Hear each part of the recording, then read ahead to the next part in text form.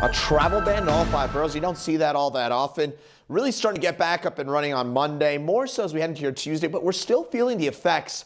Some of the trains, especially the ones New Jersey bound trains, still some issues out there. Newark Airport, in New Jersey. We're still going to have limited service, especially for United bound flights. So that is a big time issue.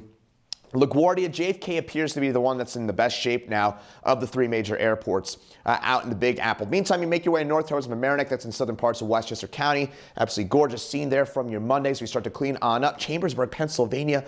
Look at all that snow, just the piles upon piles of snow there on the side of the roadways. D.C., one more day at least of federal offices being closed. A lot of school districts, especially out in Northern Virginia, going to be closed again here for your Tuesday. Just gives you an idea of how far-reaching the storm is. The snow for most of us wrapped up on Saturday night, and still here as we head into your Tuesday, lots of offices being closed. In fact, the D.C. mayor, get this, back on Monday night, asking residents to lend animals, or in this case, dogs, pets, to come out and help pull sleds so they can help get people to work.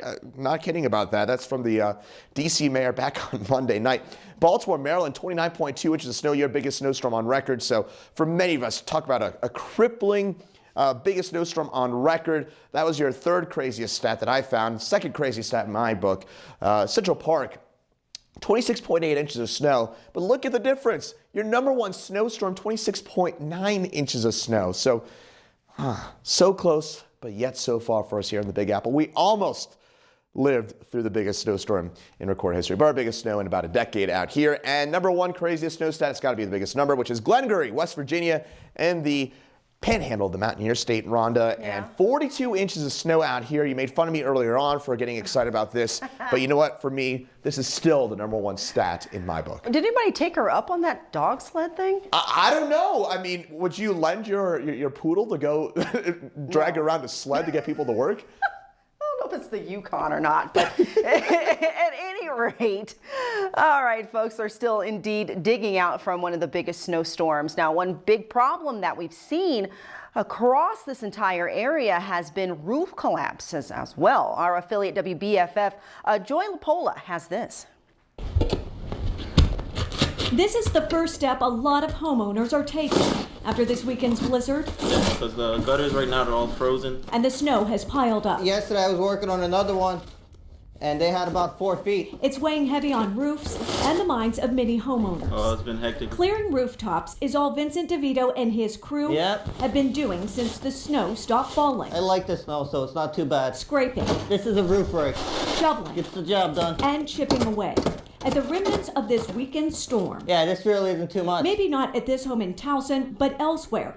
The weight of the snow has caused roofs to collapse, especially flat ones. No, basically once you get the weight on there of the snow and the ice, water's going to move all different directions naturally. Experts say the weight any roof can hold comes down to the depth and density of snow in comparison to the roof's pitch, texture, and shape.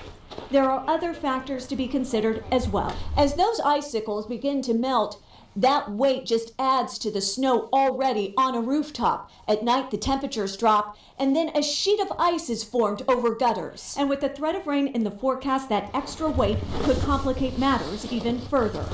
It's led some homeowners to remove the snow themselves. Yeah, that's not safe at all.